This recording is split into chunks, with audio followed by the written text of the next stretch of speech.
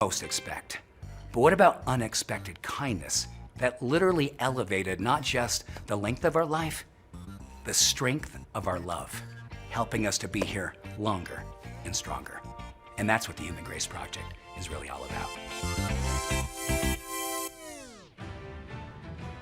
Good morning. We do have some breaking news right now at 8 o'clock. There is a large structure fire near Conifer. We are following in what appears to be a home, a large residence here. This is a video from earlier from Air Tracker 7 over the scene of huge flames and a lot of smoke in the area. Again, this is off of Wombley Trail in a community south of Highway 285 across from Staunton State Park.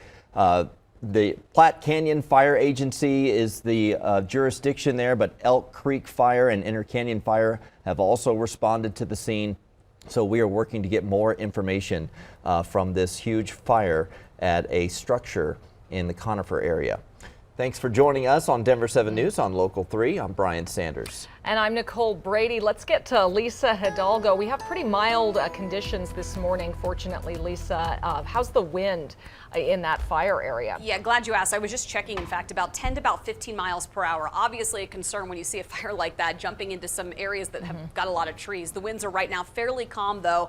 We are expecting actually the winds to pick up tomorrow in the mountains, so that would be a big concern. But this morning it looks pretty calm. Okay. Beautiful shot you can see from Mile High, the camera there. Lots of sunshine this morning, and across all four corners we're seeing lots of sunshine. Dry conditions this morning, and really very slim chances of any snow this week. We'll talk more about those coming up, but you can see what happened this weekend. A lot of that snow melting off there at City Park. We're in the upper 20s right now, still just below freezing. It feels like 18, but when you look at our temperatures this afternoon, you're going to see a lot of snow melt today. Near 50 degrees for a high this afternoon, and that's where we're going to be here for the next couple of days, even with a weak cold front late Wednesday. So upper 40s and low 50s today. Again, those winds are going to kick up tomorrow. We'll take a closer look at that because we're expecting a little bit of snow in the mountains on Wednesday. Details in just a few minutes. And the road conditions actually look pretty good around town. For the most part, dry on the highways. You still have some ice and snow to deal with in your neighborhood roads. Down here to the south side of town, I want to go to the camera that's down here on C470. There was that driver that was conked out in the left lane. They did push it over here to the side, so now lanes are open. If you ever stall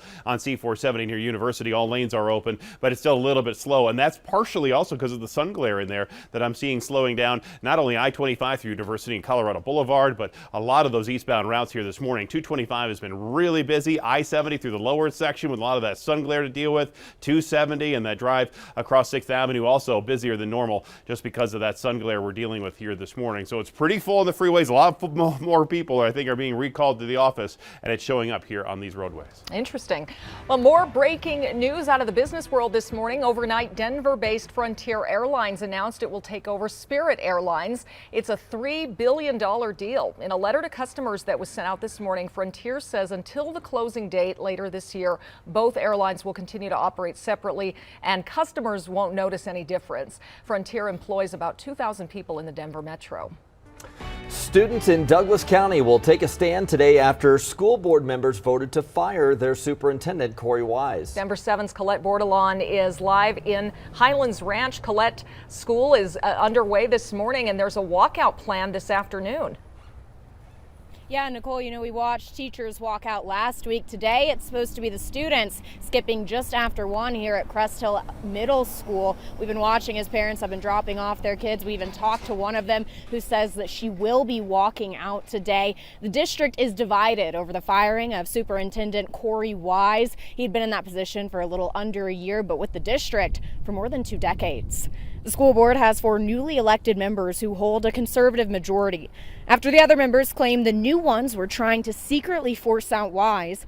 On Friday, in a rare school board meeting, the group split along party lines, voted to fire the now former superintendent. The district is looking for a permanent replacement. Many in the district are frustrated with the decision, saying Wise clearly cares about the students and teachers. But there are others who support the move to fire him, starting a petition online to show the 4 new members they back their decision. But this is about feeling like we wanted change. We wanted these 4 candidates and we want our voices heard. And when the actions of the past several days have happened, it feels like my vote is being taken away. that would be my biggest hope, is that this no longer becomes an us versus them or a new versus old. Instead, it's how can we come together and remember why we're all here. You just heard from two parents on either side of the issue. A student from Crest Hill Middle, who's been making signs for the walkout this afternoon, says the school board has gotten too political, stemming from debates on things like masks. All I know is that I want my education, and I'm very disappointed with the recent actions that have been taken. It's kind of disappointing here that we're not focusing on our education, and that's the thing that matters to me the most. In a rare move, more than 50 former and current school board directors wrote a letter in their support for Superintendent Wise. Those 50 span across the entire state of Colorado. Their main concern is the way that the firing was handled. Live in Highlands Ranch, Colette Bordelon, Denver 7. And he was in the district for a long time. All right, thank you, Colette. The president of the Teachers Union, Douglas County Federation, warns a high percentage of staff might leave because of the board's decision to fire Superintendent Wise. He says there's already a statewide and nationwide shortage of teachers, and it won't bode well for Douglas County schools. Also, a lawsuit was filed against the 4 new members of the board Friday, accusing them of violating open meeting laws. With the discussions leading up to Wise's termination during Friday's board meeting, the new members said they never met privately as a group.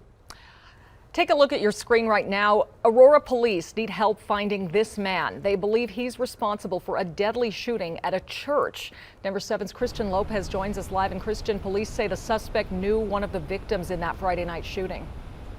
Yeah, police say he had a relationship with one of the victims, but when we pressed them on that, they didn't say which one or how he knew them. The shooting happened Friday evening at a church service at Iglesia Faro de Luz Church. There were around 20 people inside the church when this happened. A 36-year-old woman died at the scene and 2 pastors were injured. They were rushed to the hospital, but police say they're going to be okay. The church is in a business park, and word of what happened quickly spread over the weekend. I feel bad because you don't want that to happen to anyone. Sometimes we're here working in this area until late, and these kind of stuff, events happening here, it makes you worry, you know what I mean? Police will be reviewing surveillance video and collecting forensic evidence from the scene, but the big priority right now is getting the suspect off the street. And you can actually share his picture through our Denver 7 Plus app. There is a $2,000 reward for a tip that helps lead to his arrest. Reporting in Denver this morning, I'm Christian Lopez, Denver 7. Thank you, Christian. As we stay in Aurora this morning, the city's mayor says he will introduce a new ban to stop homeless people from camping. Veronica Acosta joins us in studio. Veronica, this is the latest effort from Mayor Mike Kaufman after he himself spent time in a homeless camp. And it's not the first time he brings this up. It's the second time Aurora Mayor Mike Kaufman is trying to introduce a ban like this one. The mayor first introduced a camping ban targeting the homeless last summer, but if you remember, it failed after the city council ended in a 5-5 tie, not once, but 2 different times. So at the time, Kaufman said he would not give up fighting for people, quote, fed up by what he called all the trash and the filth from these encampments. Councilman Juan Marcano, who voted against that proposal, responded to the mayor's statement on Twitter. This was back in August, writing, quote, I'm also fed up with the trash and the filth, but more so about the continued lie a ban would do anything about that. Kaufman says his new proposal requires the city manager to come up with a design, or rather designated area or areas with a shelter option. It requires the city give a camp 72-hour notice before removing that area as well. The agenda for tonight's meeting shows the mayor's proposals are going to be coming up after multiple discussions with Aurora's homeless program manager. In studio, I'm Veronica.